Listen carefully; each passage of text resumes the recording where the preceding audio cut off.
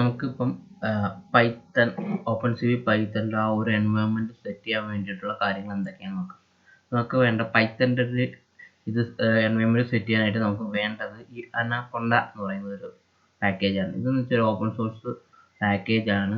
ഇതൊരു ഡിസ്ട്രിബ്യൂഷൻ്റെ അകത്ത് പൈത്തണിന് വേണ്ടിയിട്ടുള്ള പൈത്തൺ IDE, പൈത്തണിൻ്റെ ലൈബ്രറീസ്, അത് കൂടാതെ തേർഡ് പാർട്ടി ആയിട്ടുള്ള കുറേ ലൈബ്രറീസ് പാക്കേജും എല്ലാം കൂടെ ചേർത്തുള്ളൊരു ഫുൾ ഒരു ഡിസ്ട്രിബ്യൂഷനാണ് ഈ അനാക്കൊണ്ട എന്നുള്ളത്.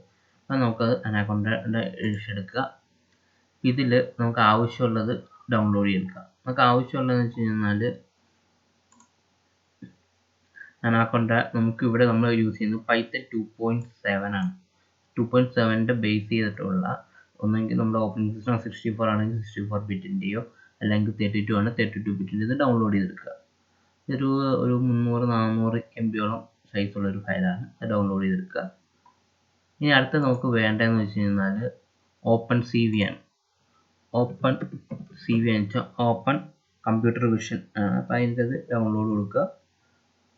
അപ്പോൾ OpenCVയുടെ ആ ഒരു OpenCV പ്രൊജക്റ്റ് ഉണ്ട്, opencv.org, ആ സൈറ്റ് എടുക്കുക. ഇത് നമ്മൾ മെയിനായിട്ട് യൂസ് ചെയ്യുന്നത് ഇപ്പോൾ അത് 3-4 ഒക്കെയാണ് OpenCV വേർഷൻസ് വന്നിരിക്കുന്നത്. അപ്പോൾ 2.4 മതി വളരെ എളുപ്പത്തിന് നോക്കാം. അപ്പോൾ അതിൻ്റെ അത് റിലീസിൽ നമുക്ക് വേണ്ടിയിട്ടുള്ള ഒരു 2.4 ബേസ്ഡ് ഇത് ഡൗൺലോഡ് ചെയ്തെടുക്കുക. അതും ഏതാണ്ട് ഒരു 300-400 MB സൈസുള്ളതാണ്. 2.4 ഡൗൺലോഡ് വിൻഡോസിൻ്റെ ബേസ് ഡൗൺലോഡ് ചെയ്യാം. ഓൾറെഡി ഞാനിത് ഡൗൺലോഡ് ചെയ്ത് ഇൻസ്റ്റാൾ ചെയ്ത് വെച്ചിട്ടുണ്ട്. നമുക്ക് നോക്കിക്കഴിഞ്ഞാൽ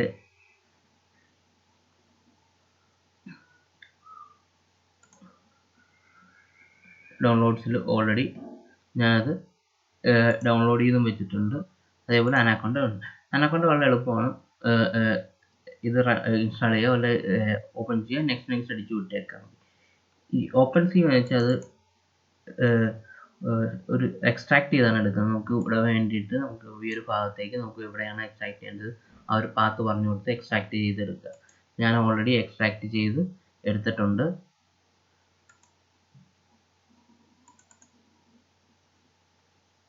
OpenCV 2.4ൽ എക്സ്ട്രാക്ട് ചെയ്ത് എടുത്തിട്ടുണ്ട്. ഇപ്പോൾ ഈ OpenCVയിൽ പൈത്തണിൻ്റെ ലൈബ്രറീസ് ഞാൻ കൊണ്ടുവന്ന് അനാക്കൊണ്ട ഇൻസ്റ്റാൾ ചെയ്ത അതിൻ്റെ അകത്ത് ലൈബ്രറീസിൽ ഇൻസേർട്ട് ചെയ്താൽ മാത്രമേ ഇത് വർക്ക് ചെയ്യാത്തുള്ളൂ. അതിന് വേണ്ടിയിട്ട് OpenCV എടുക്കുക. അതിൻ്റെ അകത്ത് ബിൽഡിൻ്റെ അകത്ത് പൈത്തണിൻ്റെ അകത്ത് 2.7 അതിൻ്റെ അകത്ത് 64 ബിറ്റ് ആണ്. 64 ബിറ്റിൻ്റെ അകത്ത് cv2.pyd എന്നുള്ള ഫയൽ നമ്മൾ കോപ്പി എടുക്കുക. ഇനി അടുത്ത് നമുക്ക് പോകേണ്ടത് നമുക്ക് ഈ അനാക്കൊണ്ടയിൽ എവിടെയാണ് ഇൻസ്റ്റാൾ ചെയ്യേണ്ടത് നോക്കാം. നമ്മൾ നോക്കുമ്പോൾ അനാക്കൊണ്ട നോക്കി കഴിഞ്ഞാൽ അനാക്കൊണ്ട 2. അതിൻ്റെ റൈറ്റ് ക്ലിക്ക് ചെയ്യുക. ഇതിൻ്റെ പാത്ത് നമ്മൾ നോക്കാം. ഈ പാത്തിൽ ഇതല്ല അനാക്കൊണ്ട നമുക്ക് ഒരു സ്പൈഡറിൻ്റെ പാത്ത് എടുക്കാം. അതുപോലെ എളുപ്പമുണ്ട്. ഫയൽ ലൊക്കേഷൻ എടുത്തു. അനാക്കൊണ്ടയ്ക്കകത്ത് അതിൻ്റെ അകത്ത് ലൈബ്രറി ഉണ്ട്. ലൈബ്രറിക്കകത്ത് സൈറ്റ് പാക്കേജ് എന്ന് പറയുന്നത് ലൈബ്രറി ലിബിൻ്റെ അകത്ത് സൈറ്റ് പാക്കേജിൻ്റെ അകത്ത് നമ്മളിത് പേസ്റ്റ് ചെയ്യാം. അതിൻ്റെ അകത്ത് നോക്കി കഴിഞ്ഞാൽ cv2 പേസ്റ്റ് ചെയ്തിട്ടുണ്ട്. ഇത് ഇത്രയായി. നമുക്ക് ഇൻസ്റ്റാൾ ചെയ്യാനുള്ള ഇത് ഇത്രയായി. ഇനി ഇതിപ്പോൾ വർക്ക് ചെയ്യണ്ടോ ഇല്ലയോ എന്ന് അറിയാനായിട്ട് നമ്മൾ ഐപൈത്തണിൻ്റെ കൺസോൾ എടുത്തു കഴിഞ്ഞാൽ നമുക്ക് അറിയാൻ പറ്റും. അപ്പോൾ അതിന് വേണ്ടിയിട്ട് അനാക്കൊണ്ട ഞാനൊരു സ്പൈഡർ ഓപ്പൺ ചെയ്തു.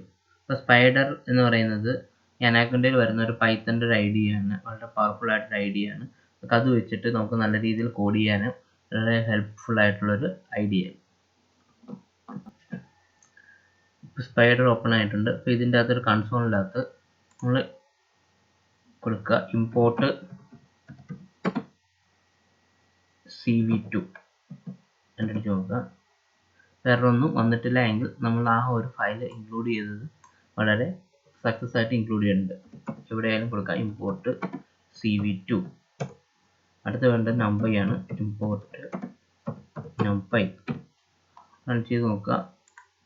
ഇപ്പോഴേക്ക് എറർ ഒന്നും വന്നിട്ടില്ല എങ്കിൽ അതിനകത്ത് വെച്ചാൽ നമ്മൾ ഈ കൊടുത്തിരിക്കുന്ന CV2 നമ്പർ എല്ലാം ഇതിൻ്റെ അകത്ത് ഓൾറെഡി ആ പാക്കേജ് പൈത്തൻ്റെ അകത്ത് ഇൻസേർട്ട് ആയിട്ടുണ്ടെന്നാണ്.